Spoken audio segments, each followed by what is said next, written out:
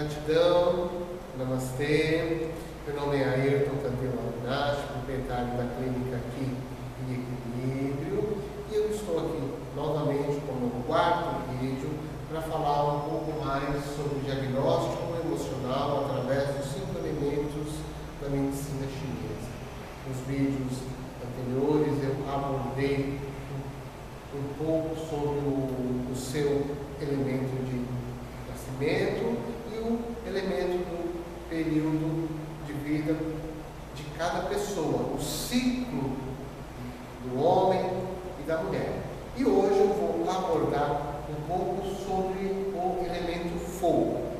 Vou estar falando algumas características das pessoas nascidas no elemento fogo, ou que possam estar no período do elemento fogo pela sua idade atual. Tá? Então, elemento fogo são aquelas pessoas que trazem uma característica mais doadoras, mais aquelas pessoas que elas não conseguem dizer não muitas vezes. Aquelas pessoas são muito doadoras, elas fazem tudo para as outras pessoas e muitas vezes elas deixam elas próprias de lado, né? São pessoas que trazem uma característica que elas são muito famílias, elas são alegres, elas são comunicativas, elas gostam de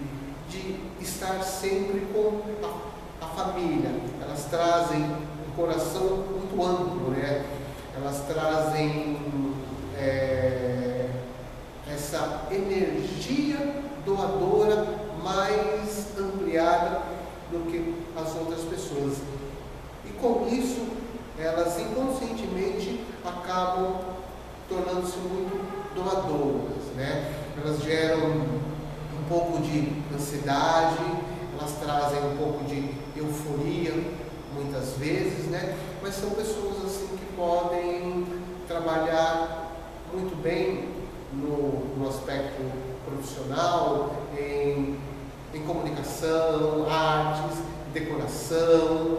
Elas têm o dom de alegrar o ambiente pelo fato de ser do elemento fogo, que traz o quê? Que traz a característica do sol, a expansão do sol. Então, essas pessoas do elemento fogo, muitas vezes a gente coloca elas como se fossem assim a supermãe, aquelas que querem fazer tudo, que tomam conta de tudo, que querem dominar tudo e muitas vezes acabam se deixando de lado. Então, essa é um pouco da característica das pessoas do elemento fogo.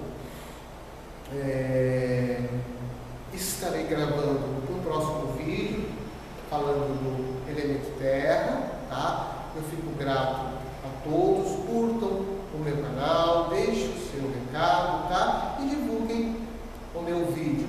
Gratidão e namastê.